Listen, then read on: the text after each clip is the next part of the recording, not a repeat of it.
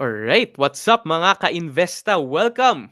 Welcome everyone to the last leg of our very special Investa webinar series that we call The Feeling is Mutual. So again, our goal here is to educate everyone with one of the most trusted, one of the most secure investment vehicles we have in the Philippines, now mutual fund. So I'm your host for today and kasama ko ngayon si Boss JC, ang ating Investa CEO, no? Para makausap namin kayo, ma-engage, no? Baka meron kayong mga katanungan.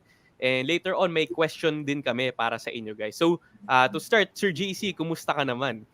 Okay naman, Renzo. Maraming salamat sa sobrang lupit mo mag-host. Hi sa lahat ng ating mga ka-investa. Good evening sa inyo. Yun. Thank you for joining me, Boss JC. I'm sure excited ang mga tao and gusto kang maka-engage ng ating mga ka-investa, no? So, before we begin, later on sana excited kayo because we will be joined by PhilEquity's Miguel Aguero, who is the PhilEquity VP and Fund Manager along with Darlene C. And kasama natin, in-invite natin ang isang influencer na si Boss John Mark Fernandez or Mark Senpai on TikTok. And kasama rin natin si Boss Joan Marquez, no, or si Hey Joan sa Investa kasama ni Boss JC. And they will be teaching us kung paano nga ba mahanap yung tamang fund para sa inyo. So choosing the right fund. So before we begin, no, meron kaming katanungan and gusto ko na rin tanungin si Boss JC. Since sa Investa tayo, 'di ba, pinag-uusapan natin stock market, mutual funds. Ang tanong ko ngayon, ano nga ba yung best na investment para sa iyo? And hindi to yung investment na kailangan mo lagyan ng pera, not necessarily. So, Boss JC, para sa iyo, ano ba yung best na investment? Best investment. Best investment ko, yung free time ko dati sa school, inallocate ko para mag-aral ng negosyo, ng stock market. So, dati kapag may break ako, nag-aaral ako doon sa library namin doon. Tapos, ayun, kahit mukhang baduy o mukhang nerd, nag-pay off siya. Parang, kumbaga, yung iba, kumakain, pumipetics, tumatawa-tawa. Ako, nakakadagdag ako sa knowledge. So, dun pa lang, as early as college days, nakaka-invest na ako sa growth ko nung panahon na yun. So, basically, yun, yung pag-allocate ng tamang free time mo, and then yung tangible investment dun is to get the information from the books, from books that would be useful for your craft. Yun, tama. So talagang education, no, as early as college. Siguro pumupunta ka sa library noon sa Henry C. ba, JC? Ng mga Oo, break time. doon ako natutulog, nag-aaral, ayan, tambay ako doon dati. Besides sa mga inuman ng tubig at Yakult, sa library yung kabila kong tambayan. Ayun, guys. So actually ako rin nung college, at least paminsan-minsan, since nung college din ako nag-start mag-trade, pumupunta ako sa library sa school. Tapos naghahanap ako ng mga random na investment books doon. Parang siguro feeling ng tao nerd ako kasi parang yung free time ko imbis na nasa bar minsan nandun. Pero ayun, I agree with you, Sir JC. Now, mga ka-investa kayo, ano yung tingin nyo ang best investment, no? Hanap tayo ng mga interesting questions dito sa ating comment section, no? Shout out to everyone and good evening, no? I'm sure excited kayo sa ating session today. Ito, may sagot si Boss Rolena. So finding and having the right partner to be with in your lifetime. So Sir JC, meron ka bang comment dito? Would you agree kay Boss Rolena? Oo, tama. Importante yan. Yan ang pinakamalaking investment na magagawa mo. Ayun. Okay. Okay, sige, let's leave it at that, no? So yun ang sagot ni Boss JC. Agree siya na finding the right partner is one of the best investments. Now, I hope you guys are excited because ngayon, no, pag-uusapan rin natin one of the most secure, one of the most trusted investments we have in the Philippines, mutual funds, no? So again, I'd like to invite everyone to be here. Good evening sa mga kasama natin ngayon, mga ka-investa. Today, we will be joined by, again, Sir JC, who will be talking about choosing the right fund for you along with Miss Joan Marquez or at Hey Joan, no? So I'm sure maraming ka-investa ang hinahanap-hanap si Boss Joan. no? 'Di ba? Matagal na siyang namimiss ng ating mga ka-investa. And kasama din natin si Mark Fernandez or at Mark Senpai on TikTok. Siya ay isang licensed financial advisor. He is a community manager at Hobie Global, no? So napakalupit ng experience niya and i-share niya sa atin ito, no, para maka-relate tayo makaka-invest. And of course, we will have Sir Miguel Aguero, who is the PhilEquity Vice President and Fund Manager, along with Miss Darlene C, who is the Sales and Marketing Lead for PhilEquity. Alright. So, kumusta mga ka-investa? Good evening. So, before we begin, no, I'd like to give the floor and I'd like to call in Miss Joanne Marquez along with us in the stream para makapag-start na tayo formally, no. So, Boss Joanne, are you here? Ayun. Tanungin mo na rin si Miss Joanne. Alright. So, Miss Hi. Joanne, yon. Nako. So, tatanungin ka rin namin, Boss Joanne, ano ang best investment para sa iyo? Well, actually, same with JC, no. I think best investment for me is to invest in my time and searching about how to invest in for to be able to save it for my future, diba? So, yun. Ayun. Thank you for that answer. So, wag na nating patagalin. I'd like to give the floor to Boss Joanne Marquez or at Hey Joanne. To Alright. present, no?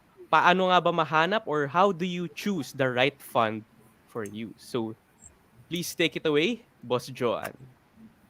Alright. Okay. Sige, let's look at the slides na, no? Okay, so again, thank you everyone for joining in.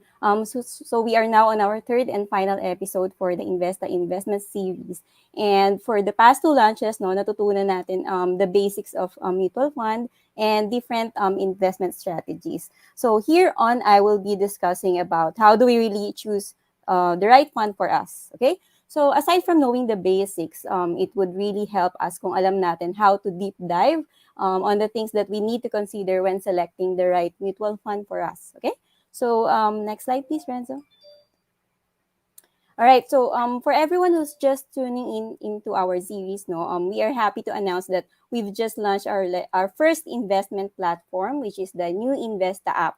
Okay, we've been working hard for this for more than, I think, 2 years already. And this is officially our first major step towards empowering millions of Filipinos to invest. Okay, with the new Investa app, you will be able to invest in the top Filipino and global companies through our partner mutual funds, no, like who's with us today, the PhilEquity, and you can actually invest for as low as 1,000 pesos, di ba? So kahit sino ka man, whatever man yung status mo sa buhay, you can actually start investing now with Investa app. Okay, so for those we're currently on our closed beta testing.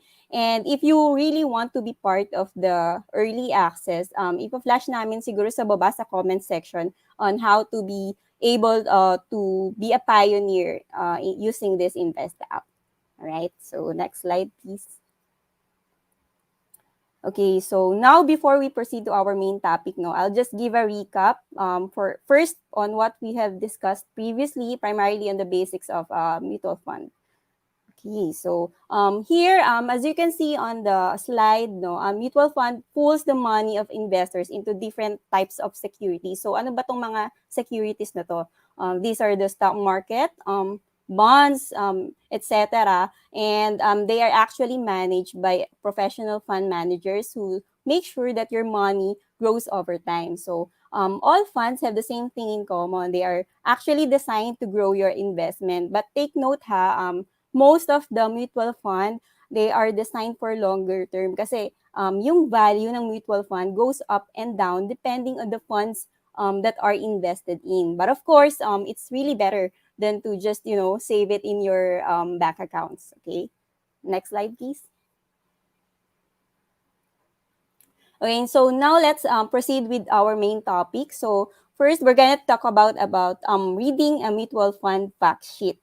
Okay, for the beginners, madalas naririnig natin, ano ba yung fund fact sheet na yan? masyadong maraming numbers or even baka may mga chart pa, masyado naman yatang technical yan, baka di ko kayanin or hindi ko siya masyadong maintindihan. So usually, ang response natin dyan, no, if you're thinking where to invest your hard-earned money, it's really better if you could just make your own due diligence first before you put into your money into it. Okay, so at least maybe give a few minutes of your time, an hour or two, or maybe a day or two. Kasi para sa'yo din naman yan para sa kinabukasan na gusto mong paghandaan. Okay? And before you make any investment in mutual fund, I think you would want to be sure kung ano yung mga pertinent details na paglalaanan mo ng hard-earned money mo, and you don't want to do blind investing. Okay? So, next slide, please. Now, okay. According here, ano nga ba yung fund fact sheet? So, according to the slide, no, sabi dito, it's a report card by the fund manager that shows how various schemes of a mutual fund have performed. So, kumbaga, parang as a student, di ba meron kang report card na parang nanggagaling from your teacher which shows you performances in different modules for a certain period. So, it's actually the same with the fund fact sheet. Yung mga fund managers who's handling your fund, they will give you monthly overview of the overall mutual fund performance. Parang report card nila kasi to sa mga investors that will be based on their recent performances. Okay, so tinutulungan din nito yung mga bagong investors para malaman kung saan ba yung tamang fund for them, as well as the existing investors para malaman din kung saan na-deploy yung mga mutual funds investments nila. Okay, so in this example din pala, no, makikita ninyo sa right side, I'm showing you the PhilEquity Fund or the PEFI, which we're gonna use as a reference for tonight. Okay, next slide. Okay, so four main things to look at that we need to know, when we're looking at the fund fact sheet. The first one is investment objectives. Second one is fund information. Third one is price and portfolio diversification. And lastly, performances. So let's move to the next slide, and then let's discuss the investment objectives. Okay, there you go. So this section summarizes the goals to achieve by the fund. So dito pa lang, malalaman mo na kung saan napupunta ang fund ng investment na to para ma-achieve nila yung goal na gusto nilang marating. So a few examples of investment objectives, andito yung mga long-term capital appreciation, income generation, high growth but higher risk funds, tracking of index, capital preservation, at iba pa. Okay, now according to the PhilEquity, which is on the right side, they are aiming for a long-term capital appreciation through equities of listed stock companies in TSEI. Okay, and then the next one, the fund facts or fund information.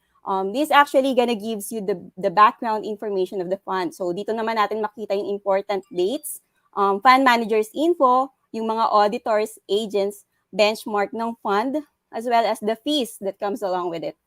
Okay, so I don't know if you can see it clearly, but according to the PhilEquity Fund, which is the flagship of the PhilEquity, nag-launch sila in 1994. So I think it's around 27 years already. So if you want to invest in PhilEquity Fund, meron silang initial investment requirement which is 1,000 pesos only. So imagine, for just 1,000 na kayang-kaya mo naman sigurong maisama sa budgeting mo, ayun, pwede ka nang makapag-invest sa iba't ibang kumpanya sa Pilipinas. Okay? And then, meron din silang minimum additional requirement na kapag halimbawa nagustuhan mo nga yung PhilEquity Fund performance, pwede ka na lang mag-top up ng around 500 pesos only, minimum. Alright? So, ang holding period naman dito is 90 days. Now, kung hindi mo kaya na ma-hold yung pera mo within minimum of 90 days at may emergency na nangyari at kailangan mo yung pera mo, may charges din dito, early redemption fee, which is 1%. Ito usually, china-charge to discourage people in short-term investing. Kasi, di ba, as mentioned earlier, talagang the goal of the mutual fund is sana long-term investing, okay? All right, the next one is the fund size. This is the total amount of the fund, which is according to this sheet is 10.5 million pesos. Now, the benchmark of the index against which PhilEquity performance is measured is the PSEI. Meaning, yung objective ng fund na ito is to outperform the Philippine Stocks Exchange Index. Alright? So, next slide please. Okay, so andito na tayo ngayon sa price and portfolio diversification. The first thing that you're gonna look at in this section is, let's say you're a newbie, makikita mo yung NAVPO or NAVPS kung tawagin din ng iba. So ano nga ba itong NAVPO or NAVPS? This is what we call net asset value per unit or per share. So it actually represents the price of one share or unit of a mutual fund on a specific date or time. So makikita ninyo, no, under the portfolio analysis on the sector column, as of September 30, kung bibili ka ng mutual fund under PEFI or PhilEquity fund, ang price ng bawat share na mabibili mo ay 34.9001 during that time, September. So I think right now, I believe we are now at 36 range. Okay. So next one. The next thing is the asset diversification. Here you'll know where are the assets that we are being invested in. The main ones to look at are the top holdings, sectors or the types of businesses the fund invest in, and lastly, the asset allocation. So kung halimbawa hihimayin natin, no, under the sector column, makikita mo kung mag-i-invest ka sa PEPI, so ang holding firm, ang pinakamataas na pinag-i-investan nila. And then next one is the services, property, and the rest goes on. Alright? And then when you really want to deep dive on the businesses, so makikita mo na meron ka ring mga investments sa SM Prime, Ayala, BDO, BPI, Globe, yan, mga ganyan. So parang ano, 'di ba? Makikita mo na dito kung saang mga negosyo ka naka-invest, yung mutual fund na hawak mo, na parang, ito pala yung kumpanya na mga meron akong shares or ownership, kasi yan yung laman ng investment portfolio ko. Okay, so when it comes to asset allocation, ng mga 95% naman ang ini-invest sa equities nila, while the remaining ones are through cash equivalent. Okay, so now kung tatanungin mo, kailangan ko bang malaman yung mga yan? Masyado namang mabusisi. Knowing where the fund is heavily invested to can actually help you choose the better fund. Okay, to give you an example, if you are aware that there has been an increase in the interest rates, so syempre, you can choose a fund that focuses on the financial sector. Well, for the other example, no, with the rise of, let's say, for example, electric cars, the global demand for the nickel is increased. So thus you can choose the funds with higher allocation for the mining sector. Okay, so parang ganun lang naman yun. And then next slide, please. Okay, so now let's go to the performance or the historical growth and trend, turnovers or growth rates and returns. Okay, so knowing the fund's history is one of the best ways to measure future performances. So one of the best ways din to, no, if your fund has been outperforming the index, dun mo malalaman, which is often, of course, the measure of for a good investment. All right. So in addition, no, of course, you'd want to choose a fund that have a history of strong returns. So kung ako, ang tatanungin, no, advice ko lagi is always focus on the long-term returns, like for example, 10 years or more if possible. Now, with PhilEquity, makikita natin dito, no, yung cumulative returns, or ito yung total change in the investment price over a set time nila since nag-launch ito. Nandito rin yung returns for the past 10 years, 5 years, 1 year, or even a month. As you can see, let's say, for example, let's take a look at their 10-year return. I hope you can see the numbers, no? So, sa PEFI, with their record of 79.30%, they've already earned 5.47 as compared to their benchmark, which is the PSEI, which got a return of 73.84 only. And then, let's proceed with the compounded annual growth rates naman, or CAGR. Mostly ito yung mga nababasa nyo na abbreviation nila. Ito naman yung mean annual growth rate ng isang investment over a specified period of time longer than 1 year. Again, let's base the comparison in 10 years' time. So with PEFI, their growth rate here is at 6.01, which is 0.33 higher than PSEI, which rate as 5.69 only. Okay. At the bottom naman, we can see that the performance of NAV-PS or of PEPI versus the benchmark, which is the PSEI. As mentioned earlier, PhilEquity Fund is here already for 27 years, and over the years, PEPI's NAV-PS price is trending upwards as compared to the PSEIs na parang kumbaga sa traders, tinatawag natin itong consolidation phase. So parang for a longer period of time, nag-consolidate lang siya sa time ranging from 0 to 5 only. Okay, so next slide, please. Now, let's talk about the calendar returns of PhilEquity. So, sabi dito sa calendar returns, it tells us how a fund performs in market rises and market falls in various years. So, ibig sabihin, makikita kung yung fund na ito ay nakapag-contain ng losses better than the index na fina-follow niya. At kung gaano ba kaganda yung performance niya during the market rallies. During the phase of sustained growth in the prices. Okay, so again, let's compare in a year-to-date comparison, the YTD, while PEFI gained 0.37 returns, nagkaroon naman ng negative 2.62 si PSEI, which means na may 2.99% higher return si PEFI compared to kay PSEI. Okay, the last one is the volatility of returns or annualized standard deviation, kung saan may natatanggap tayong reports about the fund's volatility, indicating the tendency of the returns to rise or fall drastically in a short period of time. So we all know naman that volatility refers to a rapid change of prices, diba?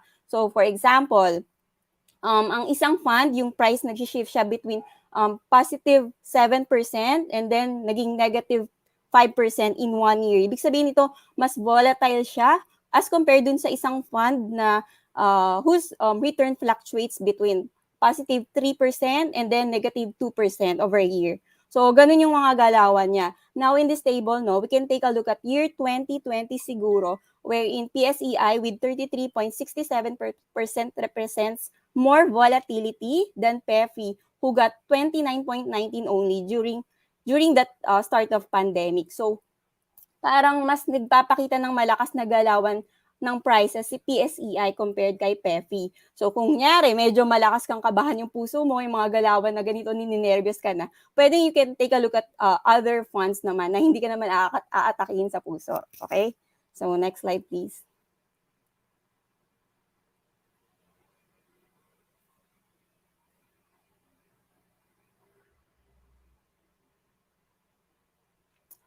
Renzo, can we move to the next slide, please?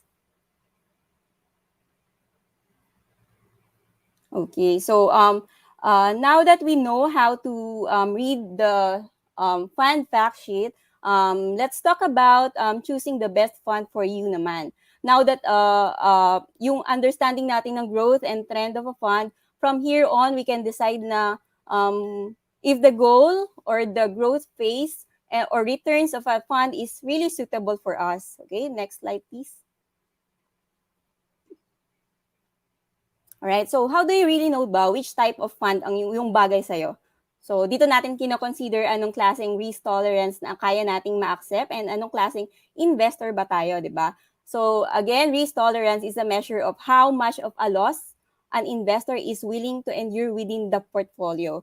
So with that in mind, you have to determine if you are a conservative type of investor, a moderate one, or maybe you're an aggressive investor. So, paano nga ba natin siya nalalaman or kino-consider?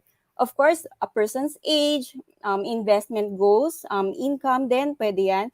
And then the comfort levels that plays along with it.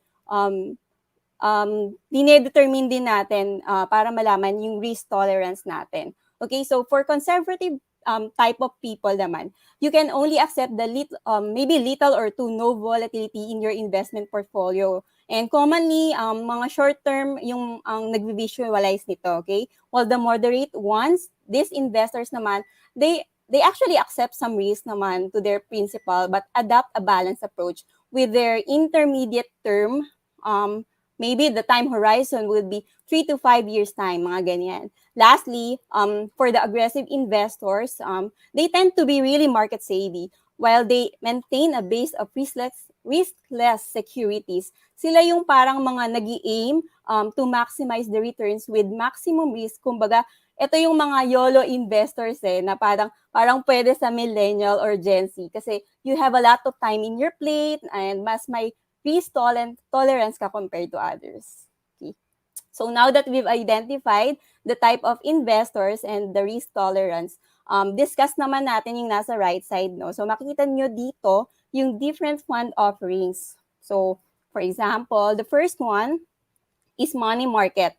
So meaning nito, this is actually for the short-term goals. Kumbaga, these are the investment instruments maturing in, let's say, less than 1 year. So kung tingin mo, you can only hold an investment in just a short period of time, you can take a look at this fund. Low risk siya, investing into fixed income securities better than the conservative. This is actually better for the conservative type of investors, right? So the next one is bond funds. Ito, kinakategorize natin siya in moderate term or medium risk. So these bonds are issued by the government. Kino-consider din natin siya actually for conservative ones. Pwede siyang hawakan in 3 to 5 years or even more. So kung steady ka lang, at di mo naman kailangan agad yung pera mo and during those times, no, you can always consider this type of fund. This can be applied to, again, conservative investors as well. Okay. The next one is the pink one, the equity fund. So this is actually the long-term goal. Very passive siya, no? This is for high-risk people.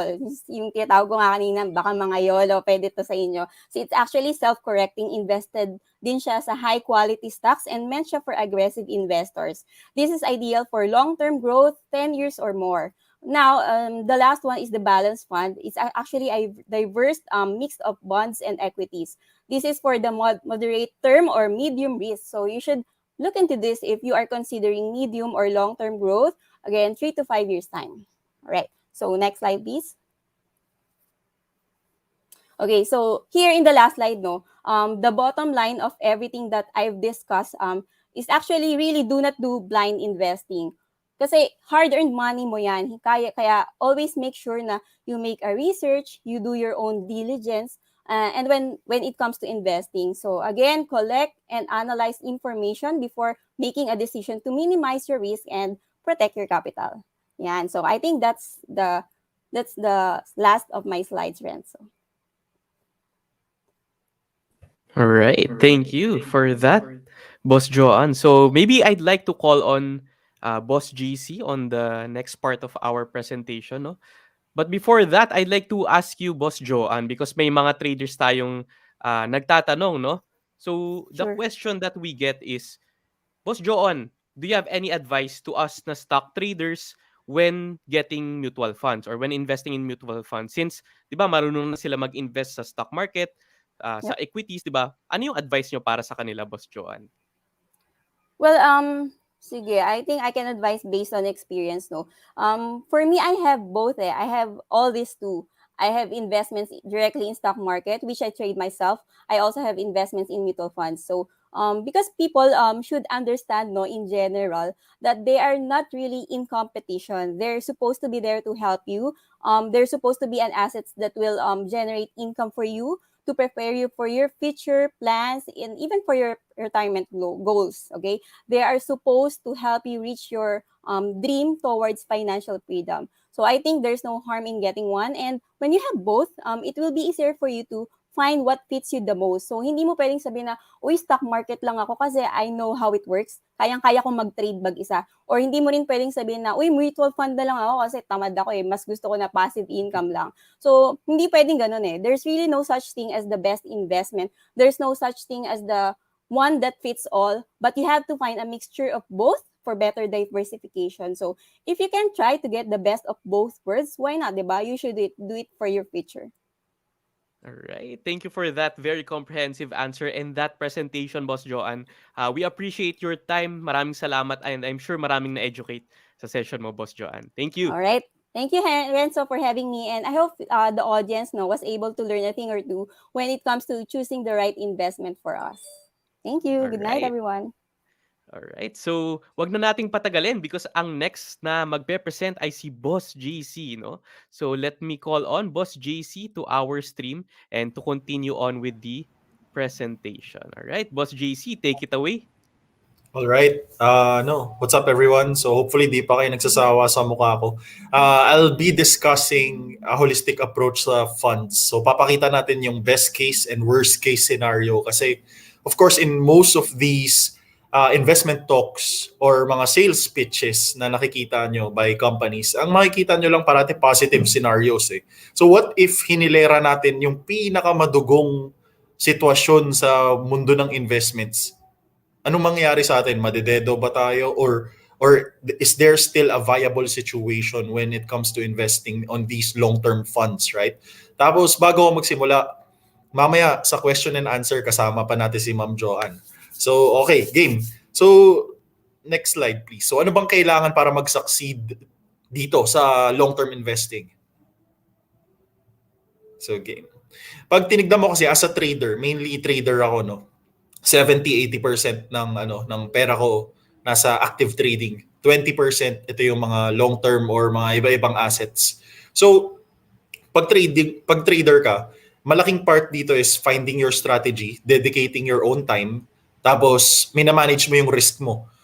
Equal lang para sa akin yung strategy and risk management kasi maaring nakuha mo yung best strategy. Kunyari, nakakuha ka ng quant formula kay Renaissance Fund. Yan yung isa sa pinakamalalakas na fund sa buong mundo pag sinearch nyo si Renaissance. So kunyari nakuha mo yung formula niya. Pero kahit nakuha mo yung formula niya, pero hindi mo na sa puso yung philosophy behind balancing your risk, paano i-hedge yung mga bets mo, etc., matatamaan ka kahit gaano katalino yung base strategy mo. So equal parts yan yung strategy and risk management. At the same time, kapag ikaw mismo yung nagtitrigger ng buy and sell, ang laking component ng psychology. Simple lang. Pag tinanong ko yung audience ngayon, sino dito yung gustong nagkakamali sila? Wala, di ba? None of us in the regular scheme of life and scheme of education and scheme of work, none of us are trained to admit mistakes. But yet, yung nature ng investing and trading, yung best fund managers, best traders are the masters of saying, okay, parang mali tong una kong investment pero kailangan kong baliktarin, kailangan kong ilipat, kailangan kong ayusin. So, yung mga natatalong investor, hindi nila malampasan yung psychological hurdle ng admitting mistakes. Dun pa lang, 80%, 70% tingin ko, yan ang isang core problem ba't nagfe-fail yung mga nagtatry maging active trader or investor. And once you acknowledge that, pag kaya mo na lampasan na, okay, part ng trading is may probability ako ng mistakes. And on the probabilities of making mistakes, ano yung damage sa portfolio ko or per trade basis ko.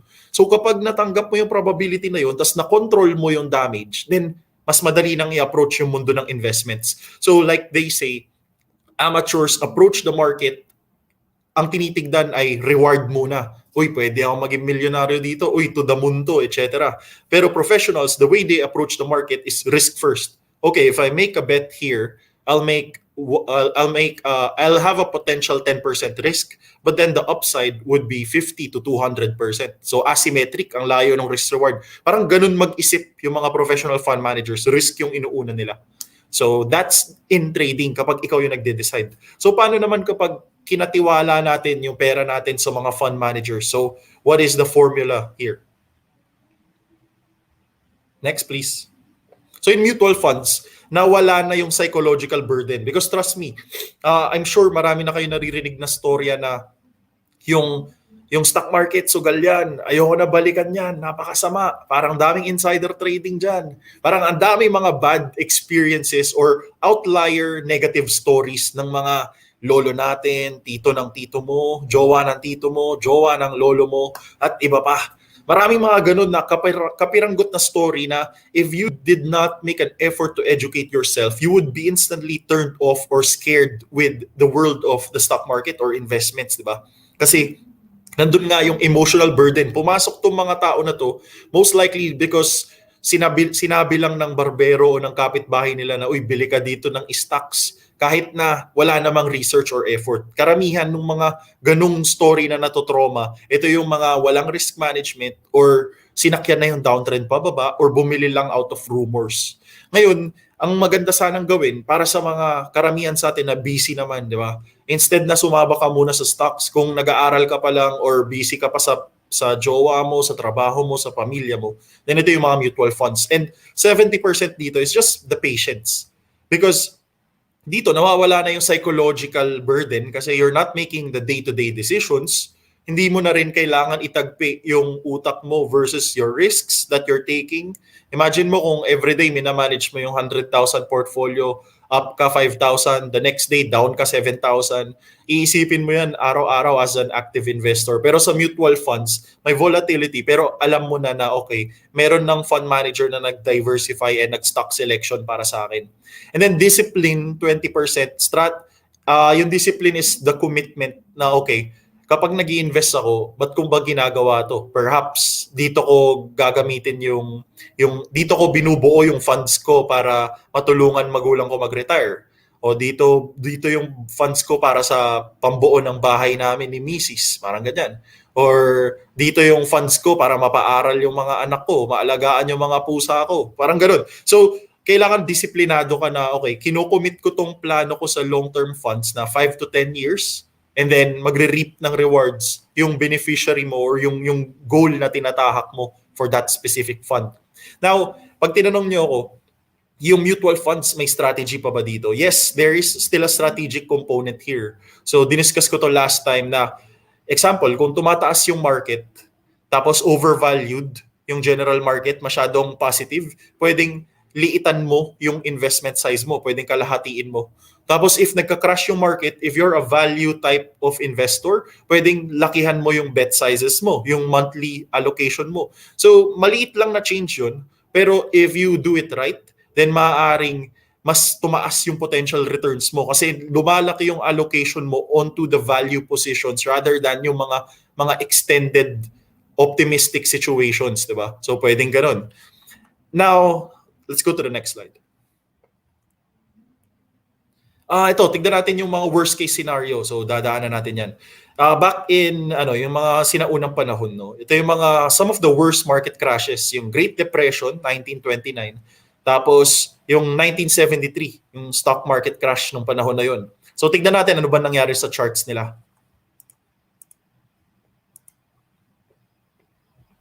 So, here. Ito. Yung Great Depression ng 1929, market dropped halos 90%. So, wasak. Tapos, yung 1973, market dropped more than halos half. So, 48%. Now, let's see. As an investor, paano kung bumili ka sa tuktok? Tapos, ano kaya nangyari sa atin kung bumili ka lang sa tuktok tapos naiwan mo lang? Pag tinignan mo, makikita mo na kahit dito sa 1929, kahit bumili ka sa tuktok dyan, nag 90% drop ka man, tapos wala ka nang ginawa, nag-ROI pa rin siya. Tumagal lang, no? So, yun yung iniba. Kung one-time investor ka lang, tapos minalas ka, sa tuktok ka bumili, mahirapan ka talaga. Pero pag tinignan mo, yung pag-slide niya pababa, kung constant ka lang dun sa investment schedule mo, over time nag-reap ka rin eh. Yung next 10, 20 years, bumawi rin yung mga funds, di ba? So tignan natin yung statistics. Ito, yung 1929, sobrang extreme niyan. Pero tignan mo itong 1973, parang nagmalaking range lang yung chart nung USA, Dow Jones, di ba? Tapos, instantly, in just a few years, nag-uptrend na kaagad. So para ka lang, pag inisip mo, para kang nakakaipon ng base position or ng cheap price dun sa investment fund mo. And you're not overextending too much, di ba? The way you approach these long-term investments, yung nilalagay mo is an amount na hindi masakit para sa'yo. So yun yung risk management on your side as an investor. So next. Now let's take a look at sa Philippines. Ano yung mga sample case ng mga returns na conservative and then aggressive. So ito, PHILEQUITY Peso Bond Fund. So this is a fund na nag-i-invest sa mga fixed assets, sa mga bonds. So makikita nyo, 1 year negative siya. Pero over the last 3 years, 13%. So pwede na. Parang parang tinatapatan niya yung inflation and definitely tinatalo niya yung basic na deposit accounts natin sa bangko. And take note, yung mga ganito ay halos low risk, napaka low risk ng ganito pag sinabing bond fund. Kasi lahat ng ini-investan nito ay mga fixed return assets. So hindi sobrang taas ng returns niya, pero halos sobrang minimal rin ng risk mo. Okay, next. Ito naman, something na mas aggressive, nag-expose siya sa mga stocks na nagbibigay ng dividends. So makikita nyo dito, yung 1-year return niya ay 15%. Tapos 3-year returns, 11%. So makikita nyo dito, may mga phases talaga na kagaya nito, nagka-COVID recently. Nilamon yung gains ng karamihan ng long-term funds. Pero pag tinignan mo naman on a 1-year horizon, kagaya na nangyayari sa ekonomiya natin ngayon, may recovery pa rin na nangyayari. Wait lang Tapos, teka. So, sorry. Renz, pwede bumalik ka ng 3 slides dito sa what happened. Yung next niyan, yung isa pang, yan, after nitong chart. Naka-hide ba? Hindi kita yung slide ko. Sige, anyway. Sige, okay. Let's proceed. Sige, next please. Tama. Sabi nito ni JLDL, low risk ang money funds. Tapos ito naman, for more aggressive people. So, di ba, minention ko kanina, may 10% strategy part on our end as long-term investors. So, hindi porket kinakatiwala na natin sa fund manager yung pera natin, wala nang diskarte. So, example, kung alam mo na, okay, mas malakas yung economy ng USA, or kapag kinumpara mo yung trends and growth ng Philippine companies versus yung mga tech companies sa abroad, or at least the blue chip companies sa abroad, alam mong mas mataas yung potential nila on this current environment. Kunwari, ganun yung assessment mo. So, pwedeng taasan mo yung allocation mo. Tapos, pwede mo taasan allocation mo sa aggressive funds kung alam mo sa sarili mo na, okay, kaya kong i-take yung volatility, kaya kong i-take yung mas mataas na galaw in exchange for higher risk. So makikita mo tong fund na to, global fund. So nag-i-invest siya sa mga top global stocks in the market, or nag-i-invest sa mga top funds na nag-allocate rin into global stocks. Makikita mo, 1-year return niya is 27%. Alright? So itong fund na to, nasa 2 taon pa lang yata to. So not bad. So 27% beats yung mga usual na 4%, 6% deposit. Talo niya rin yung Philippine market. Pero at the same time, just take note, this is good because sobrang solid na uptrend ng US markets recently. Pero kapag nagkaroon naman ng market crash sa USA, kung alam na natin na maraming mga potential threat sa ekonomiya ng USA, yung utang nila palaki ng palaki, paano kung hindi na na-manage ng Fed yung unlimited printing ng pera nila, or kunyari nagkaroon ng inflation problems just like what is seen today na mayroong 30-year breakout, highest inflation na experience ng USA as of today for more than 30 years. So if may mga risk factors ka nakikita sa abroad, baka pwede mong bawasan muna yung allocation mo sa US stocks or US funds. So may mga ganong strategy component. And hindi mo naman kailangan maging sobrang pro in knowing all of these, di ba? Pwede mo siyang practicein just by reading newspaper, mga articles today, mga economic news, and you can create your own view, di ba? Pwede mong tignan, okay, ano ba yung GDP growth ng USA versus the valuation, mas okay ba versus the Philippines? Pwede kang magkaroon ng mga ganong certain allocation. And these things looks complex at the first, pero if you give time, aral ka mga 1 to 2 hours, you will understand it. Kasi hindi naman sobrang technical yung mga terminologies ng long-term investing and yung mga basic terms ng economy. Paano mo malaman if good yung growth ng economy? Paano mo malaman ano yung negative factors? Magbasa-basa ka lang 1 hour every week and you will get the hang of it. Natuto ka pa ng business speak. So ito yung isa ko natutunan. Nung pumasok ako sa stock market, nung nalaman ko na paano yung lingwahe ng mga balita ng mga kumpanya, mas nagets ko na yung mundo ng business. Okay, ito pala yung mga factors, ito yung tinitignan pag nag-grow yung revenues ng iba-ibang companies, ng economy, etc. So next please. So that's it. That's it for my presentation. So I just doubled down on the extreme scenarios. Pinakita ko lang doon na kahit na kuha natin yung pinaka greatest depression, 'di ba?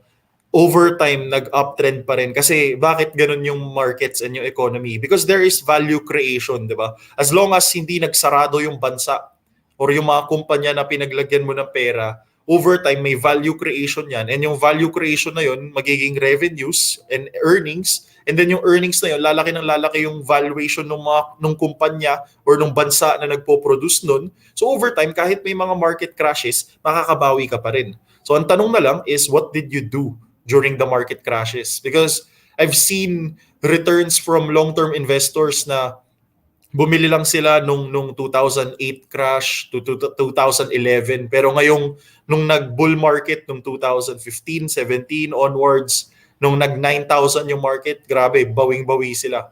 So, ang tanong doon is, with these crashes, ito, nagka-pandemic recently, nag-drop tayo more than 30% mahigit sa PSE, 40% yata. So, anong tanong doon? Did you take advantage of that? Because ma-assess mo kung yung catalyst ba ng panic ay temporary lang versus yung value creation na babawi rin naman, di ba? Hindi naman permanenteng magsasarado yung Pilipinas. So yung mga ganong sitwasyon na when these panic situations happen, alam mo na sa sarili mo as an investor. But at the same time, you have to control your allocation. Tranche it monthly in the sense na hindi ka masasaktan. Yun yung pinaka-susis dito sa long-term investing. Yung tipong hindi mo sinanla yung mga kalabaw nyo, yung mga kambing nyo, yung bahay nyo. Parang kumukurot ka lang dun sa income mo to the sense na you're just making enough money work for you tapos while still keeping your peace of mind. So that's it for my presentation.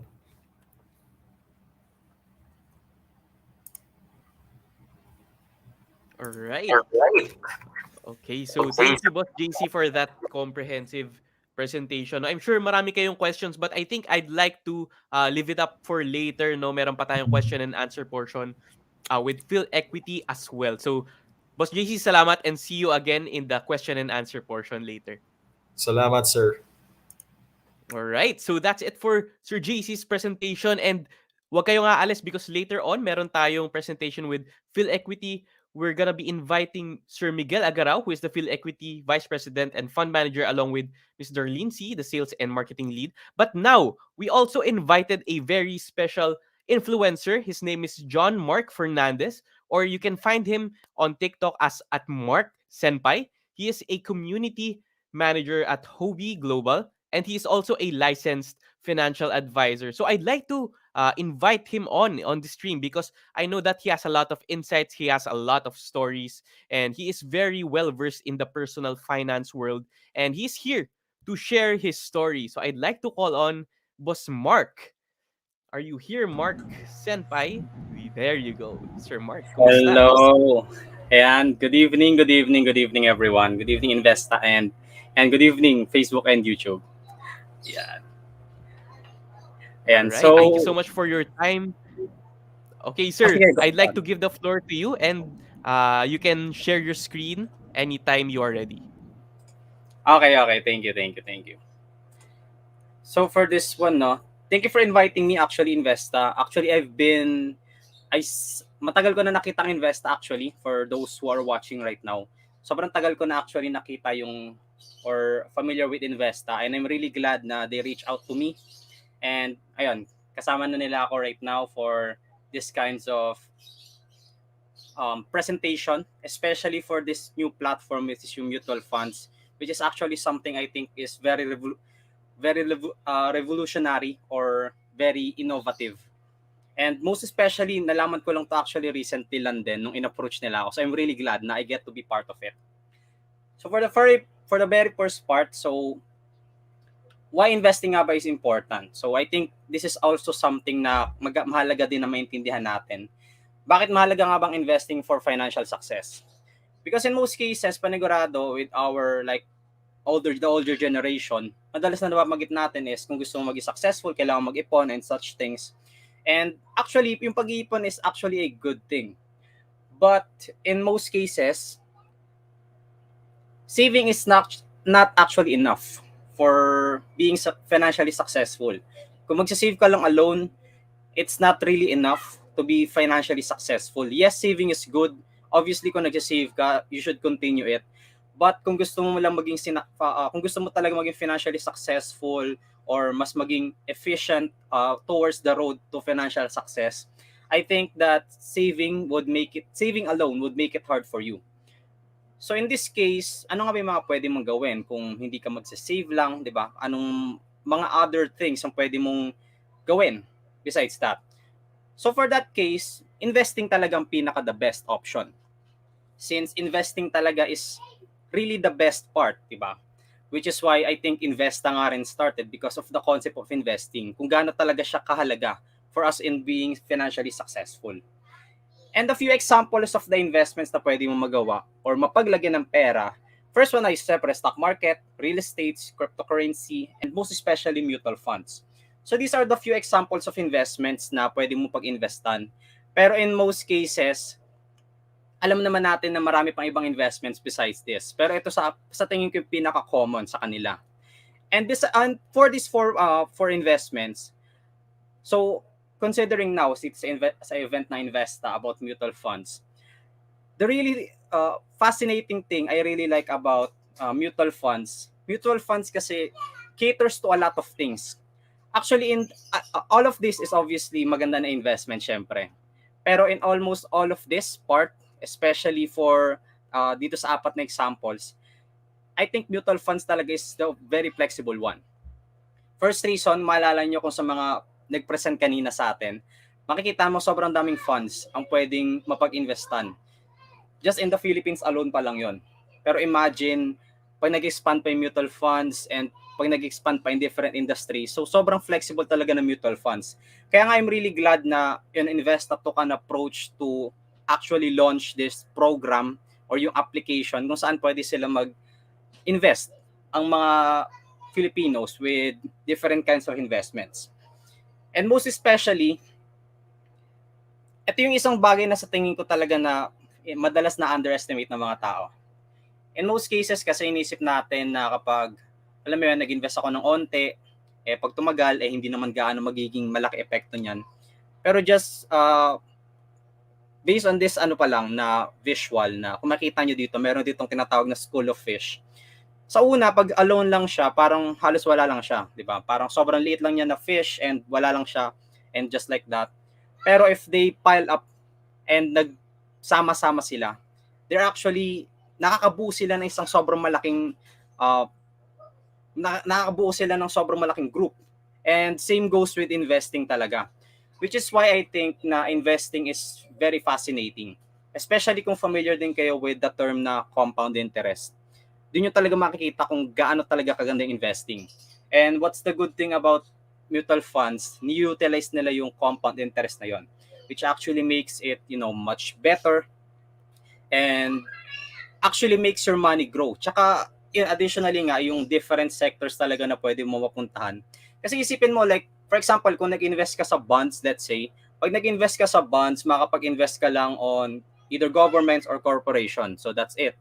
If ever naman na mag-invest ka, let's say, on the stock market, makakapag-invest ka on the different, sectors, but kailangan mo siya i-manage on your own since kung mag-invest ka by yourself. So the good thing about mutual funds is na-manage na siya para sa'yo. And additionally, makakapili ka pa ng maraming sectors. So, that's really the beauty of investing. And additionally, don't underestimate yung power ng investing, especially compound interest. Dahil, seriously, if mag-i-start ka lang kahit sobrang onti lang na pera, even let's say, katulad nga nito, 1,000 lang makakapag-entry ka na, and 500 lang na dagdag, sobrang laki na magiging epekto no in the long run. So, those are the few things I think na sobrang ganda talaga with investing and especially mutual funds din as well. And for that, I'm really glad din, yun nga, na naging part ako with this Investa. And since matagal ko na sila nakita actually with Facebook and YouTube, since kapag napunta ka talaga sa investing space, especially sa social media, madalas po talaga makita ng Investa. So I'm really glad na I get to be part of this. And additionally, if you also want to see more of me, So, nandito rin ako sa may TikTok. Yun talagang pinaka-main platform ko. So, you can check me out at marksenpai26 or type mo na lang yung John Mark B. Fernandez. And sa YouTube, I'm also there. So, Mark Senpai Finance. And then, John Mark Balangkit Fernandez naman ako on Facebook. And for other links, ayan, check nyo na lang ako at beacons.ai/marksenpai26. So, yun lang. Thank you.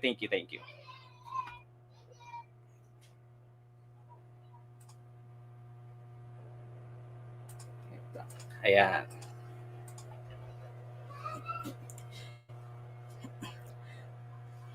All right. Okay, so Ayan. let's just fix the screen here, no? I'll just fix this quickly. So thank you, boss Mark, no? Thank you for that useful advice, and thank you for being here. I know how much you value your time. So quick question lang, Sir Mark, before you leave us, no? Maraming salamat for your time. No worries. May question kasi yung mga ka-investa. Paano kung may utang ako ngayon? Do you think I should be investing now? Ano yung advice nyo para sa mga may debt? Okay. Actually, with debt, in most cases talaga, I think kahit advisors din or every person talaga na knowledgeable din with investing, if you have debt talaga, in most cases, ang pinaka-best mo na gawin talaga is pay off your debt first or bayaran mo muna yung utang mo talaga. In that case kasi, kapag let's say nag-invest ka and meron ka pang utang, in most cases, yung utang mo panigurado ay merong interest yon. So alam mo, if hindi mo agad siya binayaran, then mag-aagawan lang siya or maghahabulan lang yung investment mo tsaka yung utang mo. And at the same time, hindi siya healthy na environment. Kasi investing alone is complicated. So kung dadagdagan mo pa siya ng utang, it will be more complicated talaga and probably way harder talaga. So I think if may utang talagang tao or something like that, I think the best thing to do talaga muna is pay off that, then consider proceeding to investing siguro.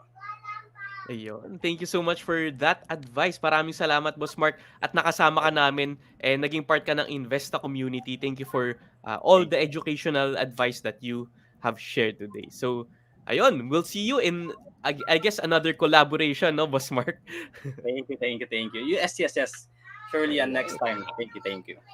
All right. Maraming salamat for that. So, that's it for Boss Mark's presentation. No, we have a very special segment coming up next because today, no, bakit nga ba tayo nandito? Bakit nga tayo merong mutual fund sa Investa? This is all possible because of our partners, and our partner for today is PHILEQUITY Management Incorporated. So we couldn't have done any of this without them. So I'd like to call on the PHILEQUITY Vice President and Fund Manager, Boss Miguel Aguero, and of course, the sales and marketing lead for PHILEQUITY, Miss Darlene C., here in the stream with us. So, all right. So, before we begin, I'd like to thank you for being here. I know how much you value your time, and I know that everyone else is here excited to learn from you guys. So, kumusta naman, Miss Darlene and Sir Miguel? Hi, good evening. Thank you for having us. All right. Good evening, Renzo. We're good. And good evening to all your viewers, current and those who watch when this is done.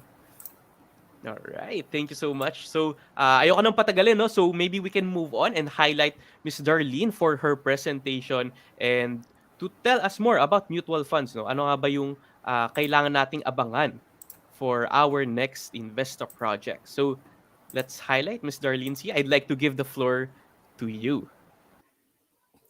Thank you, Renzo. Let me just share my screen. Okay. So for those of you who have not heard about us, we are PHILEQUITY, and we are one of the very few independent firms who manages mutual funds. So we are not a bank and we are not an insurance agency, but we are a standalone asset manager. We started the business in 1994. Can you imagine? That's almost 27 years ago. And we actually started managing funds, equity funds to be specific, back in 1994. So can you imagine back then, hindi pa, like, what is a mutual fund? Parang a lot of people have probably never even heard about a mutual fund back in 1994, no? So again, 27 years of investment outperformance, managing equity funds at the time. Today, we have 7 mutual funds, 2 bond funds, and 2 equity funds. And we have over 37 billion pesos in assets under management. Our clients today are over 65,000 investors. No? So just to show you a little bit about the people behind PhilEquity, we have our Chief Investment Officer, Mr. Wilson C. He is also known as the Warren Buffett of the Philippines. A lot of people call him that. I'll be honest with you, we did not coin this term. No? So it's a testament to his reputation in the market that other people have called him the Warren Buffett of the Philippines. So he is the co-founder and the chief investment officer of our funds. He has over 45 years of experience just in equities alone. I'm not even that old, no? So just imagine how much experience and wisdom he can share with us, no? Previously, he was the former chairman of the Philippine Stock Exchange, and he was the first ever chairman to serve 2 consecutive terms. Prior to that, he was the former chairman of the Manila Stock Exchange, and today he sits as one of the directors of the Philippine Stock Exchange. Next, we have Mr. Miguel Aguero, who is also with us today. He is the fund manager of the equity funds. He has over 10 years of experience. That's a lot of years of experience too, but in PhilEquity, that's probably a newbie for us, no? He is, again, the fund manager of our equity funds. And prior to joining PhilEquity, prior to being a fund manager of PhilEquity, he was the business development officer. He was also an analyst for Wealth Securities, one of our brokerage firms. He was the market risk officer for East West Bank and an analyst for Molavic Capital. For our bond funds, we have Mr. Timothy C. He is also concurrently the president of Vantage Financial Corporation. He is also the associate director, and he trades for Vantage Equities, our parent company. And he is the fund manager of the 2 bond funds that we have, the PhilEquity Peso Bond Fund and the PhilEquity Dollar Income Fund. He has over 12 years of experience in fixed income, currencies, and derivatives trading. Prior to joining PhilEquity, he was the former fixed income trader at iBank, or International Exchange Bank. And he has an MBA from Kellogg School of Management. So of all the mutual funds in the industry, there's so many to choose from. Why choose PhilEquity? Number 1, and we are the only mutual fund that can claim this. We are the only mutual fund in the country with the same fund manager since inception in 1994. So since 1994, we've had the same fund manager managing these funds throughout the whole 27 years in history. No? So as you can see, we've had the same fund manager. As expected, you can expect the same results year after year. And Miguel will talk about the performance of our funds later. No? As I mentioned earlier, we have extensive experience of our senior management. Our other co-founder, believe it or not, has more than half a century worth of experience, no? Mr. Roberto Larias, who manages also some of our funds. So he has over 50 years of experience already in fund management as well. Our fund managers are also invested in the funds, and they have a majority stake in the company. No? So unlike banks where employees get a bonus for performance or doing well for managing their funds, our fund managers are also invested in our mutual funds. So the fund does well, they do well, they also earn money. So I don't think you can find this kind of setup anywhere else. No, it's quite unique to PhilEquity. Lastly, we also have a global outlook. One of our very prides in this in managing mutual funds is in 2008. No, we were able to call the bottom in 2008. And I think Miguel will also show you that performance later. So PhilEquity has gained numerous awards, over 100 in fact, since 2006. But the PhilEquity Fund, for example, is the most decorated mutual fund in the Philippines. It has racked up a total of 45 awards in the last 10 years. No? And these are quite formidable institutions, no? Like CFA or PIFA, the Mutual Fund Association of the Philippines. So PhilEquity Fund alone has over 45 awards since 2006 for its investment outperformance. So I'll pass you on to Miguel, who will discuss our funds. Miguel, are you there? Yep. Thank you, Darlene. So, okay, again, good evening, everyone. For those of you who have not yet heard of PhilEquity, I hope that was a good introduction, and that you will try to get to know our institution, because one of the most important criteria before you invest in a mutual fund is really your choice of fund manager. So everything that happens to your money, everything that happens to your mutual fund is all really dependent on whoever is managing it. And here at PhilEquity, we have a number of different options for different types of investors. So the way I'm going to do this is I will start with the most conservative, plain vanilla fund for those people who can't even own 1% in stocks and be able to sleep at night, okay? Then we're gonna go all the way from the most conservative to the riskiest option, the riskiest and highest return option of PhilEquity. So let's start with the peso bond fund. So you can imagine during, next slide. You can imagine during COVID, the stock market was obliterated. It fell like double-digit percentages. Some stocks lost about half their value, especially if you're in the travel sector. But those who are investing in a bond fund, who are very used to low but very stable return, did not feel the pinch from COVID, as you can see in the next slide. Next slide. So during COVID, you'll see that in the past year, the fund actually was flat, up 0.1%. And in the past 3 years, which includes nearly 2 years of COVID, the fund was up 14%. So you see that in the next slide, chart-wise, that you will not see the sharp COVID drop you saw in the charts shown earlier by JC or others, because that was really primarily happened primarily to equity stocks. But you see a bond fund, low return, but very, very safe. So you see during COVID, it was very chill, just sailing along. Now, for those of you who want a little bit oomph to that, we have a dollar bond fund. So think of it as like the peso bond fund, but you do it in dollars instead. So this fund also did pretty well during COVID.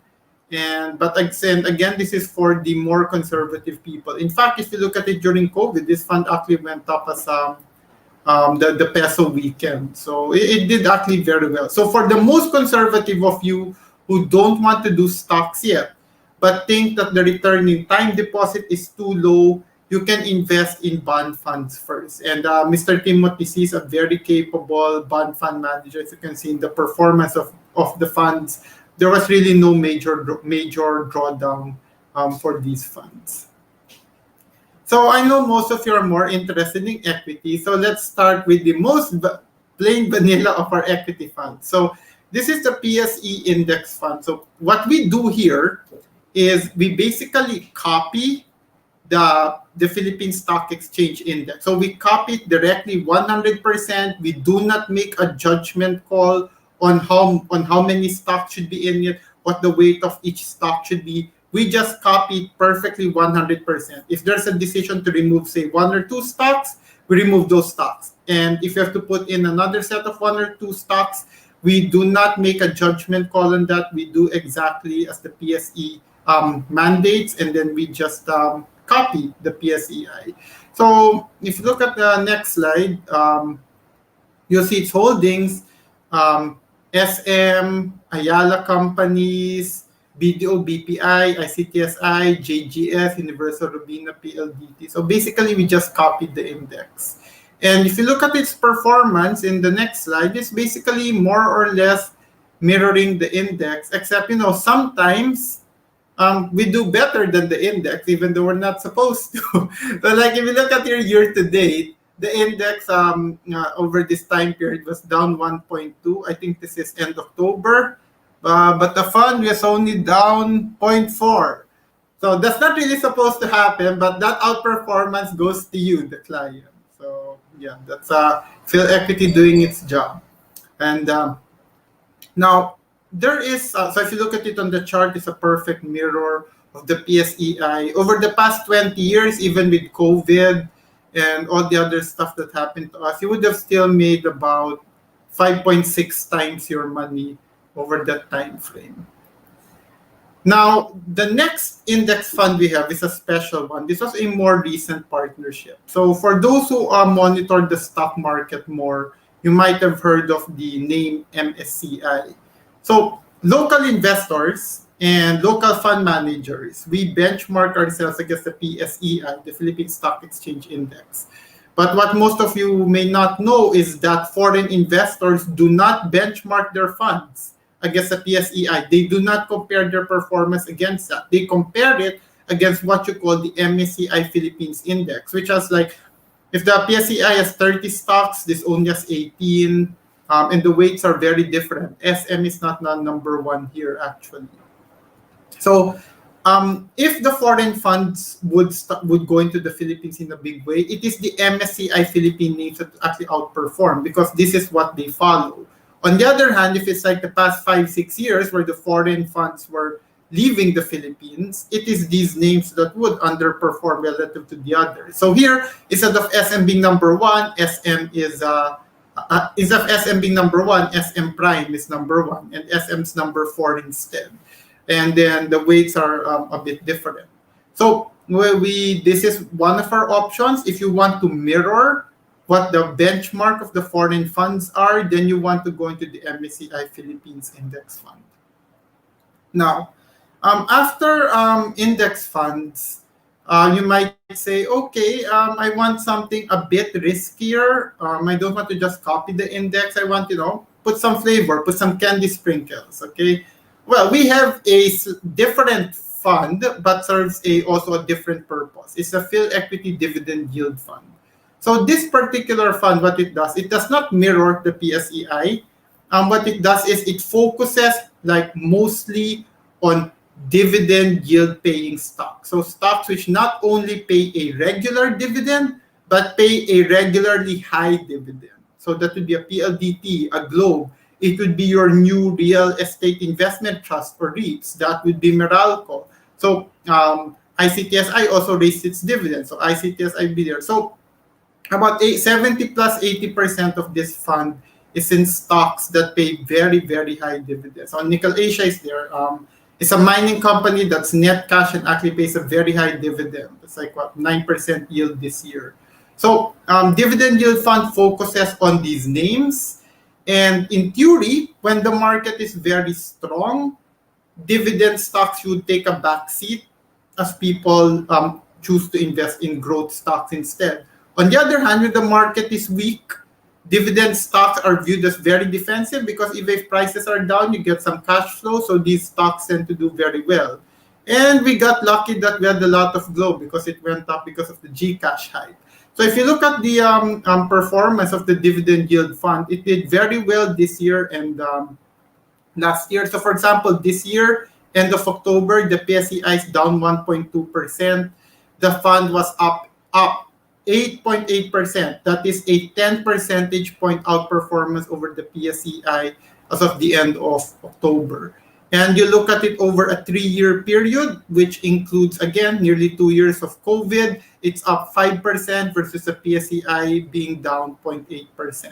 So again, as you can see, when the market is down, the dividend yield fund tends to perform better. Now, as you can see here, if you look at that, binawi na niya yung buong COVID drop. See, so we practically erased that already. Now, let us go to our flagship fund. So this is the fund that's been in existence for like nearly 3 decades already, the PhilEquity Fund. This is what made Wilson C famous because of the many calls he made that redounded to the outperformance of investors. So this one, while the benchmark is a PSEI, Mr. C is able to generate outperformance by overweighting or underweighting certain stocks, meaning having more or less of particular stocks, as well as having positions in names that are not included in the index. So if you look at the holdings of the PhilEquity Fund, while it is still mostly in index names, the weights are different. For example, Jollibee is not in the top 10, and that's in the top 10 of the PhilEquity Fund. Next slide. And you'll see in its performance, if you go back, so for example, this year, the PhilEquity Fund, as of end October, is up 1.4% versus the PSEI down 1.2%. So again, outperformance of about 2.6%. And you see since launch, since 1994, the PSEI made like 152% gain. This fund is up 3,240%. In other words, you are making nearly 14% per year if you held on to this since 1994. And that is through the Asian financial crisis, through the political crisis of the 2000s, through the 2008 US financial crisis, 2013 QE tapering, COVID, you name it. This is how much your money would be after going through all that. And this outperformance was really because of very big calls in the market. So let's go to the next slide here. So if you see here, this is a table showing the performance of PhilEquity per year versus a PSEI. So for example, you see 97, 1998, where a lot of companies basically went bankrupt. The PSEI actually made 25% over those 2 years, whereas the market lost 35%. Okay, that's a 60 percentage point outperformance. During the 2000 to 2002 political crisis, the PhilEquity Fund was still up a little, whereas you see the market here lost more than 60% of its value over the 3-year period. No, we're not perfect. 2008, natamaan kami. We lost 41% versus 48% for the PSEI.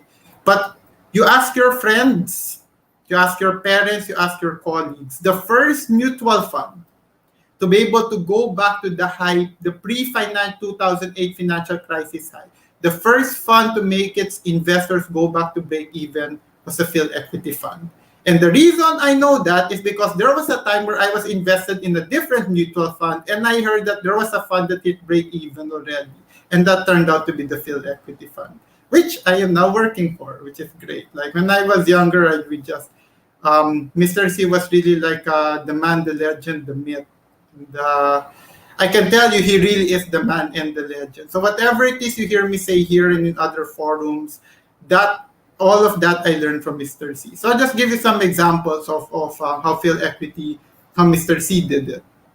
On 97, 98, okay, I was still in school, okay, during this time. In blue is the PhilEquity Fund. In orange is a PSEI. You look at the divergence in performance. So you can attribute a lot of this to stock picking. So what Mr. C did here was he raised cash and invested in companies that have dollar income streams.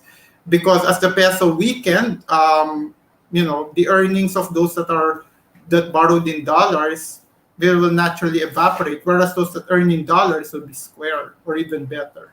So that's why we had that huge outperformance that year. If you look at, this is the 2000 political crisis. Mr. C said, okay, you know what? No stock will be safe here. So I'm going to hide in preferred shares and dividend yield paying stocks. So that's what they did. And even though the stock prices didn't move much, just by virtue of their dividends, you were able to eke out a positive return versus the PSEI losing 30% that year. And then the next 2 years were also bad. 9/11, okay, we also outperformed by more than 20 percentage points. Next, okay, this is the big call. Okay, for those of you who are not aware, we actually have a column It's called the PhilEquity Corner. It comes out every Monday in the Philippine Star.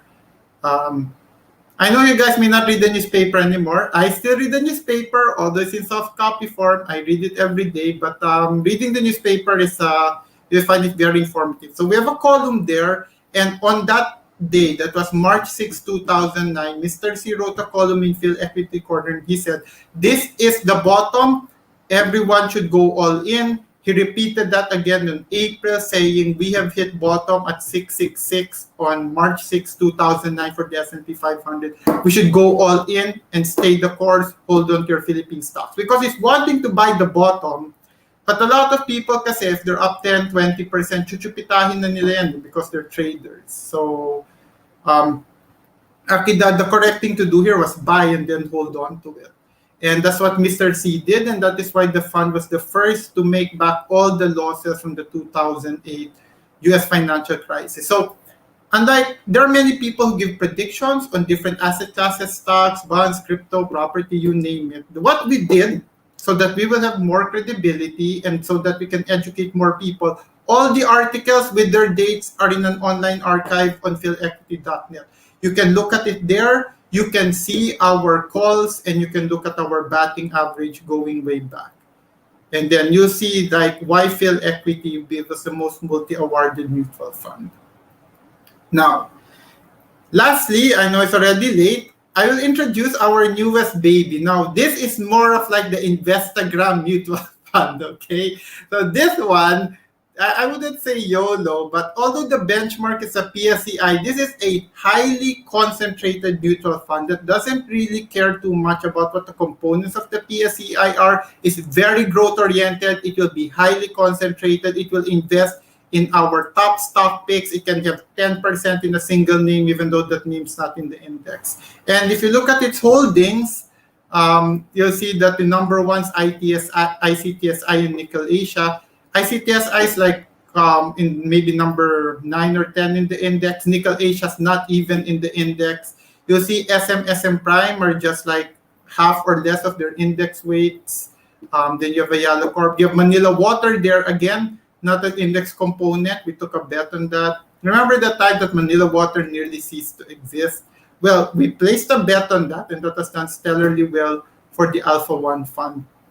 And I just want to show you its performance. In 2020, for example, when the market was down, the Alpha One Fund was up very significantly, double-digit percentage point outperformance. This year, it's outperforming the PSEI by 4.5%. Since launch, when did we launch this? About a couple of years ago. Poor timing, but is outperforming the PSEI by 22.7%, okay, over about a 2-year time frame. So this is what happens when your bets pay off. You know, if we got it wrong, it'll be the opposite. But because we did our jobs very well and sprinkled with a bit of luck, this fund was able to outperform by more than 20% over 2 years. So for the highest risk investor, those who want maximum bang for their buck, this is the mutual fund you want to be invested in. More volatility, more risk, but also more return. So you'll see, even though it started right before COVID, it made back all those losses and more, even though the market has not yet fully bounced back from the losses of COVID. So you'll see that its performance has been very different, not only from our other mutual funds, but from any other mutual fund you'll see out there. You'll see some mutual funds which did very well this year, but last year they were crushed. This mutual fund consistently provided positive return last year and even this year and even last year. So with that, I hope you got to know PhilEquity a lot better. Thank you very much and have a good evening to everyone.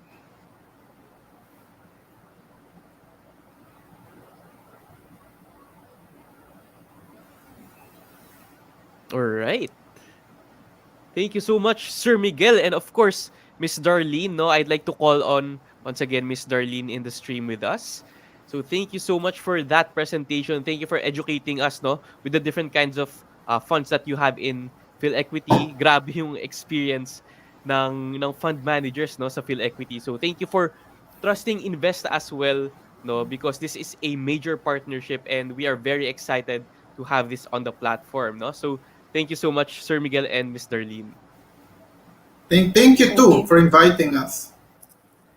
All right. So it's an honor, and guys, no, I hope nandito pa kayo and I hope excited kayo because meron pa tayong question and answer portion before our contract signing, no? So this is a very special event for us, for Investa and for everyone. So I'd like to call on once again Sir JC, our Investa CEO, along with Sir Erwin and Boss Joanne, no, from Investa team. 'Di ba? So napakadami ng ating educators today. So guys, sulitin na natin ang ating question and answer portion for today. All right. So I'm seeing a few questions here. No, guys, don't be shy and let's make the most out of this opportunity. Ay, teka. So first of all, I'd like to ask this question from Jason. So much to learn. And sabi niya, beginner pa rin siya sa mutual funds. But what is your advice? Kahit na ang daming learnings, di ba? Three-part series itong ating The Feeling is Mutual. And I'm still not sure or hindi pa siya decided kasi ang hirap, nakakatakot daw yung investing. So I'd like to give this to, siguro ikaw na muna, Boss Joanne, no? Ano yung ma-advise nyo sa mga beginners natin at mga natatakot pang mag-invest? Okay, first and foremost, no, wag kang matakot kasi again, there is no right or wrong. You can always find something that will fit you, but it will never work if you don't try. So for those who are beginners here, especially in our audience, no, it's time for you. It's time for you to actually start because if you don't do it, then you won't experience it. If you don't experience it, you won't gain the conviction, you won't gain the experience or the learnings, and you won't gain also the knowledge that will help you later on make critical decisions when it comes to your investing. Okay? So parang gugustuhin mo po ba na magsimula ka kung kailan na lang huli na or puti na yung buhok mo? Syempre hindi naman, no? So the only thing that I can advise is actually start investing now. All right. So thank you for that, Boss Joe. So how about you, Sir Miguel or Miss Darlene, in your perspective, no, sa Phil Equity, ano yung ma-advise natin sa mga taong talagang beginner pa or natatakot mag-invest? Do you guys have any thoughts on that? I'll go first. One sentence answer from me. What Miss Joan said is correct. If you're scared, start small, but most importantly, start now. Yun. Start small and start now. All right. Would you like to add to that, Miss Darlene? It's the same answer for me. No, time is really on your side. I think the average Investa member is quite young. I think maybe below 30 years old. So time is on your side. No, invest now. Okay. All right, guys. So wag natin sayangin ng oras. It's time to invest. So just chime in, Boss JC, Sir Erwin, if may add pa kayo. But I think right now, no, maybe we can move on to the next question. And I think this one is for Phil Equity. So what is the best type of Phil Equity fund to invest for the short term? So I guess nakita na natin yung types of Phil Equity funds, and syempre baka part of the Investa community medyo mas sanay sa shorter term investing. So ano yung ma-advise ninyo? I'll take this first before Darlene. If you wanna do it short term, I do not suggest you put your money in a mutual fund. I suggest you just trade it, so that you can control when you need it. I'm just very concerned that if your money is only for the short term, this might be money that you need. I don't suggest investing money that you need. I had a friend who wanted to invest his wedding money in the mutual fund, okay? And I'm like, no, don't do that. So, imagine kung na-COVID siya, di pati wedding niya, wedding budget niya, na-COVID na rin, di ba? So, if it's short-term money that you need 1-3 years from now, do not put it in a mutual fund. It should be long-term money that you don't need right now. Right. Now, just to add to that, our mutual funds are medium to long-term investments. So medium term meaning at least 3 years. No, long-term is up to forever, basically. So my forever sa mutual funds. All right. Okay, thank you for that, no? So, another thing na medyo common rin sa Investa community natin is people tend to start early, and that's a good thing, no? So, we have here friends, no? 15 years old pa po ako. Pwede na po ba ako mag-invest? sa stock market, or siguro in this case, pwede na rin ba siyang mag-invest sa mutual funds? Congratulations! I wish I started when I was your age. Okay, I'm done. Let someone else answer. I think you'd have to create an in-trust for account, no? Kasi our minimum age is 18 years old, no? So ask your parents to open an account for you. You can manage it if they will let you. But that's great, you know. It's really good to hear that a 15-year-old is investing today. Yun. Very good. I wish I invested when I was 15. Me too. Alright. Kayo, Boss GC, baka may ma-advise pa kayo or may guide kayo for a 15-year-old investor? Well, yeah, same. Kasi nag-start ako below 18 pa lang. Wala pa ako ng mga government IDs. So, I had my parents open up an account pero ako yung nagko-control. So, yun na yung parang fast-paced way. Pero hopefully, by legalities, ma-acknowledge rin ng regulators na maganda rin na pagsimulaan yung mga bata ng maaga. Tapos parang co-account na lang with the parent or something like that. Sana mapadali yun. Kasi it will definitely help kasi nasa culture na ng Filipino yan eh. Yung ipunin mo tong mga nireregalo natin sa pamangkin natin, mga ganun. Nasa kultura na natin yun. Sana ma-formalize lang ng regulation. Alright, thank you for that, no? So guys, no, don't be shy to ask any questions that you have regarding mutual funds, the PhilEquity funds, and of course the Investa app. So let's move on to a next question. I'm just gonna scroll down here to look if any interesting questions pop up. Let's go. I like that question, 15-year-old. Yeah, interesting, no? So actually, with regards to that, no, this one naman is 36-year-old. So, mga sir and ma'am, paano po mapapayo nyo sa 36-year-old na katulad ko na di ganun kayaman? So, gusto ko mag-invest for retirement pero di ko po alam kung saan mag-i-invest. So, 36 years old and ayun, yung hindi daw siya ganun kayaman, yun yung comment niya sa kanyang financial state. Do you guys have any advice for Edward? Sure, sir. Okay, do I take this first? Okay. First, for all you know, mayaman ka, you just don't feel like it. You know, COVID does that to people. But 36 years old, you're about my age. I will tell you, okay, as someone who has nearly all his money in the stock market for a very long time, the stock market will make you rich. Dun ka yayaman. Huwag ka lang magkamali to invest in the wrong stocks or invest in speculative stocks and gamble away your money till zero. So, if I were you, just put it in a mutual fund. Then if you're willing to put in more time, effort, and focus, you can start trading stocks on your own. But if you have neither the time or inclination to do that, put your money in a mutual fund and let your fund manager do it for you. And yan yung ikayayaman mo. Just to add to that, no, I think one of the greatest things about mutual funds is the affordability. Just imagine you can invest for as low as 1,000 pesos in any of our mutual funds. And that gives you access to a diverse basket of equities or a diverse basket of bonds already right there for you. And the other great thing about it is we actually manage this money for you, Yung 1,000 pesos mo, we treat it like our own money. As I said earlier, we are also invested and in the same fund as well. So we treat you like ourselves.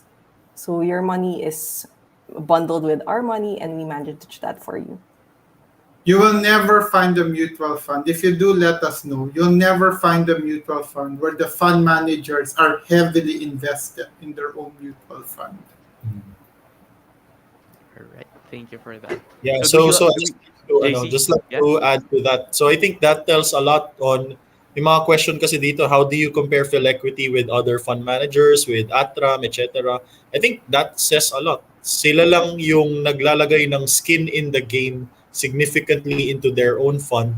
Besides the track record of historical outperformance, besides being governed and managed by Wilson C. and the team, na ito yung mga bihasa talaga, yung skin in the game.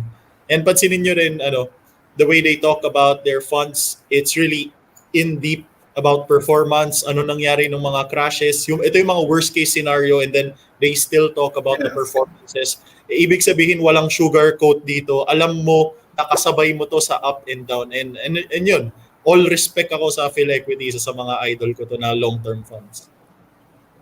I've presented to you guys once. I mean, of how you put up Instagram from like, nothing, pure effort yan. So congratulations, JC and team. Thank you. But yeah, a Miguel. lot of effing skin in the game. Yeah. Salamat, Miguel. Thank you. Ayun, thank you so much. So, comment nga ni George, no? Papayamanin daw tayo ni Sir Miguel in 10 years nang wala kang ginagawa. So, exciting. You need yung to sign the opportunity. forms and put in money. Yeah. Hindi, Investa app pala, dun na lang. So, sa pating Oo. forms na JC na gagawa pala. Wala Oo. na kayo Dali na gagawin. lang. Ayun. Okay, so Very let's good, go very for more questions here. All right. So, siguro this one is for the experiences naman of a fund manager, and maybe this is for you, Sir Miguel. So, good PM, may mga struggles din po ba ang mga mutual fund managers like traders? So, ano yung can you share any of those struggles that you have? Well, the most basic one is like what all you guys go through. When the market is down, what do you do, right? So we really have to pick the right stocks to buy.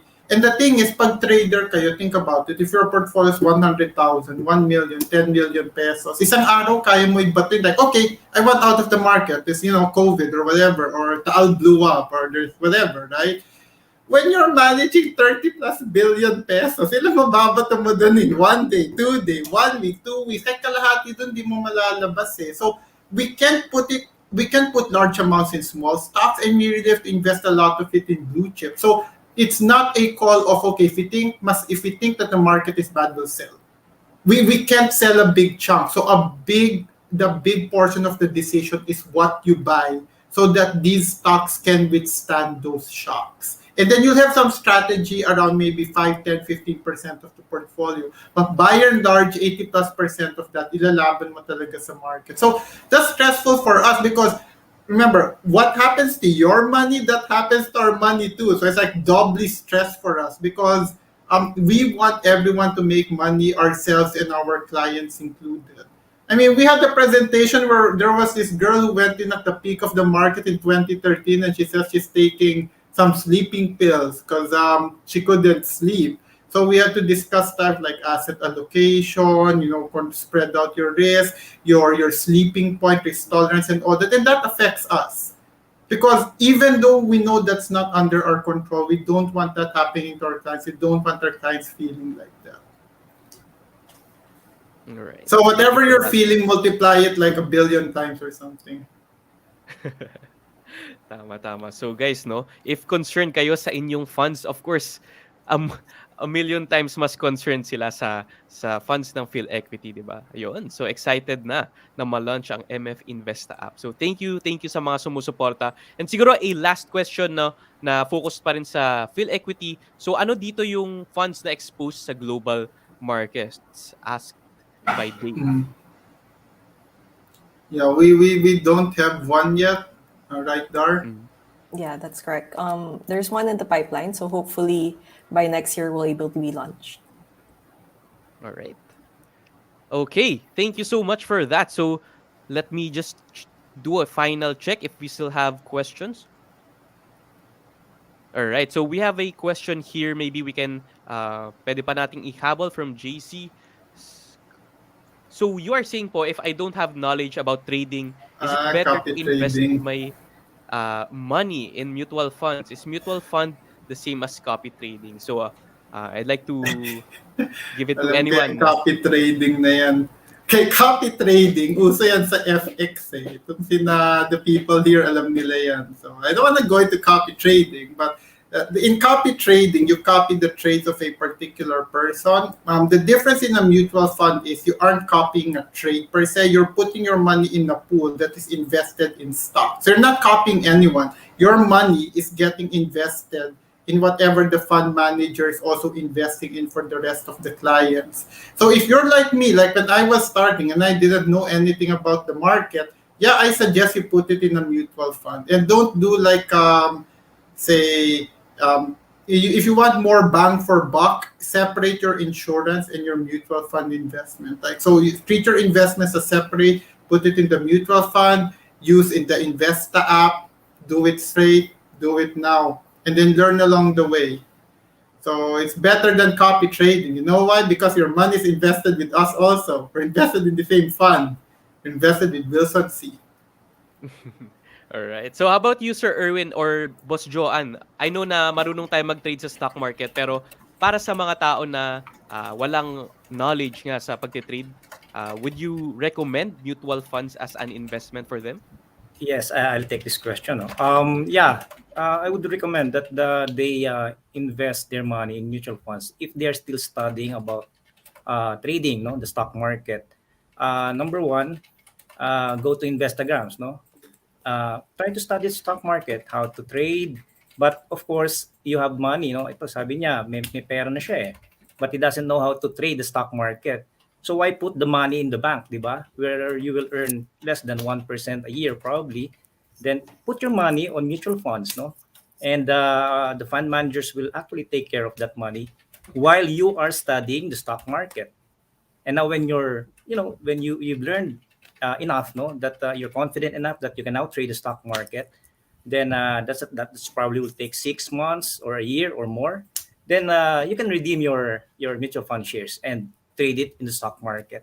So ganun lang 'yon, cycle lang 'yon, no. Tapos pagka bihasa ka na sa stock market, you want to learn more trading strategies. Pero syempre you don't want to 'di ba, to put your money dun sa hindi mo pa alam na ibang trading strategy. So ulitin mo lang, put it again on the mutual funds. Study for 6 months, a year, then after that, redeem mo ulit. Punta ka ulit sa stock market with a new trading strategy. So yun, it's really tama yung plano niya. You can invest your money in mutual funds. No? Let Miguel, no, take care of your money. No, nakita niyo naman how good he is in trading, in managing the portfolio of PhilEquity. All right. Okay, thank you for that. And just to end, no, mayroong quick comment lang here from Edward. So I hope madali lang mag-apply online sa PhilEquity. So Boss GC, meron ka bang madali lang ba talaga mag-apply online through the Investa app? Yes, sir. So, yan yung isa sa value propositions natin. Yung dating nagpapapel pa tayo, pumipila ka pa sa iba-ibang offices, wala nang ganyan. So, nakatulong ka na sa nature, napasarap mo pa yung buhay mo. Halos 1 to 2 minutes. Halos 1 to 2 minutes na lang yung form filling mo, and ayun na, makaka-invest ka na kagad. So, pinadali na natin yan para sa lahat. All right. So, I think that's a good way. Okay, so thank you for the answers, no? Boss Miguel, Miss Darlene, Sir JC, Boss Joanne, and Sir Erwin. Thank you for answering the questions of our audience. And I think that's a good way to wrap up our question and answer portion, no? Maybe we can move on to our contract signing because, guys, ano nga ba yung point nito? This is a partnership with PhilEquity, and we are happy that you guys are here with us, no? To join us in this very special event. And I'd like to call on Sir Erwin, JC, and Sir Miguel and Miss Darlene to open the contracts for us to sign. So, Boss Joanne, thank you again for your participation. No, I will. Right. Thank you, We will see you everyone. in the next one. Thank you.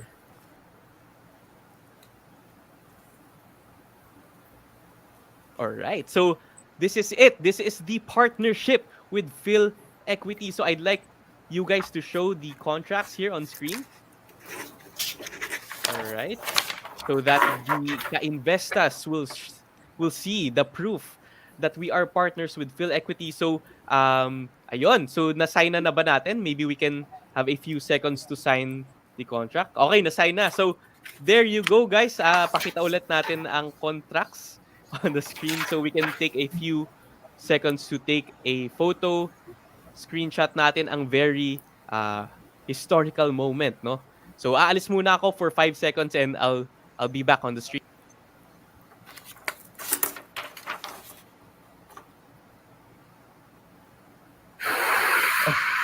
All right. So that's it for our contract signing. Thank you so much, PhilEquity, and thank you for trusting us. Before we end this stream, I'd like to ask any final words from everyone here. So, Sir Miguel, do you have any final words before we leave the event? Okay. just by staying alive, you already make a profit. Okay? So stay alive, stay healthy, and invest now. Ayun. And Miss Darlene, do you have any final words? First of all, I'd like to thank Investagrams for inviting us here. No, I think it's a really great partnership, and we hope to achieve great things with you. And we look forward to investing with you. All right. Thank you so much for that. So, Sir Erwin and Sir GC, no, do you have any final words? Because this is a momentous event for us sa Investa. Yeah, Erwin can go first. Yeah. First of all, no, thank you for the Investa community. No, mga ka-Investa, thank you for supporting us. Because of you, you are actually our inspiration to strike partnerships, no, with the partners that we have right now. No, and because of that, no, we try to reach out to the fund managers. Si Sun Life, no, trusted us.